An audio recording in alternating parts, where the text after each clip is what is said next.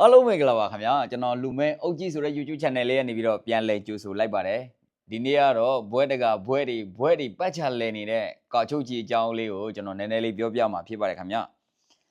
ရဇဝဲတရေခံမင်းအောင်လှိုင်ကိုခုလိုမျိုးဂိုထူးဆောင်ဘွဲပေးအပ်မှုဟာငရဲခွေးကြီးကို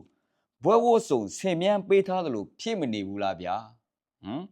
ရှိသမျှရာထူးကိုတယောက်တည်းယူထားတာဗျာအတူကောက်ပြောရလို့ရှိရင်သူ့ကိုခေါ်မဲ့နာမည်တောင်မှကာယာကောကောင်ဂူခန်းလို့တောင်ခေါ်ရမလို့ဖြစ်နေပြီဗျာကာဆိုတာကတော့ကာချုပ်ကြီးဗျာကာချုပ်ကြီးလဲသူပဲယာဆိုတာကလည်းယာယီသမတပဲဗျာယာယီသမတလဲသူပဲဟောကောမတီဥက္ကဋ္ဌတဲ့ဗျာဘသူတော့သူပဲကဲကောင်းတဲ့ကောင်းကလည်းပါလေကောင်းစီဥက္ကဋ္ဌဘသူသူပဲဟောနောက်ဆုံးတော့ဂူအခုလက်ရှိကတော့ဂူပေါ့ဗျာနောက်ထပ်တစ်လုံးစစ်တိုးလာတာအဲ့ဒါတော့ပါရဂူဘွဲရတဲ့ကြံသေးတယ်ဗျာနောက်ထပ်ခန်းလို့တစ်လုံးကြံသေးတယ်ခန်းတော့သူ့ကိုယ်သူအတိုင်ပင်ခံတယောက်လို့ဖြည့်ချင်နေတာနဲ့သူပါရဲ့ဗျာနော်မတန်မရမမှန်းဆန်းပါနဲ့မောင်ကျဘူးရာ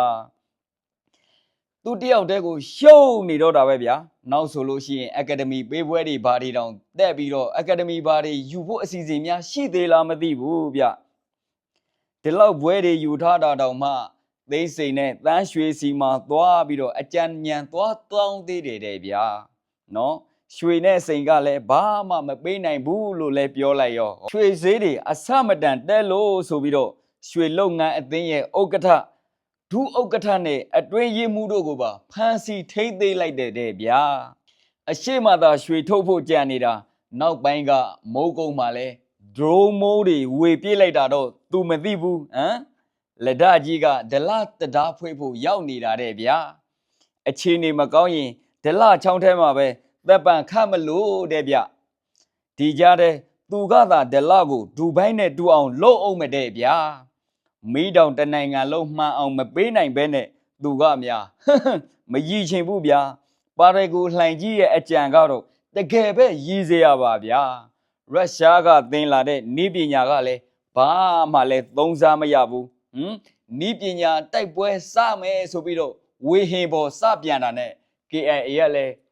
ကျုံးထဲပလိုက်တာအဲ့ဒီသိန်း3000ကျော်ကြံ drone ရဝုန်းခနဲ့ဆိုပြီးတော့ဆင်းပြေးပါလေရောဗျာမြေကြီးကိုအဲ့လိုမျိုးဝုန်းခနဲ့ဆင်းပြေးသွားတဲ့ drone ကြီးကတော့နောက်ဆုံး KIA ရပဲထမ်းယူပြီးတော့သွားတာပေါ့ဗျာဒီကြားတဲ့စစ်ထုံလန်းရေးဖြစ်တဲ့စအဖကလည်းသေတန်းတော့မစားရသေးဘူးလောင်းလုံးနဲ့ဂတ်ကောမှာနှစ်ကောင်သေးနှစ်ကေတောင်ပြီးတော့နှစ်ကောင်ကတော့အရှင်မိတဲ့ဗျာအော်လောက်ပါရဲ့ဗျာ KIA ကို drone အလှူနဲ့အားမရသေးဘူးမနေ့ကလည်း3ဦးသေပြီးတော့3ဦးအရှင်ဖမ်းမိစုံပြူးတွေဖြည့်ကုန်ပြန်ပြီဗျာပါရဂူဘွဲပေးတဲ့သူတွေကိုလည်းပြောချင်ပါရဲ့ဗျာဒီလောက်အာနာယူတဲ့သူကိုမှပါရဂူဘွဲတွေဘာလို့ပေးနေသေးတာတော့အာနာယူဘွဲသာတခါတည်းပေးလိုက်ပါတော့ဗျာ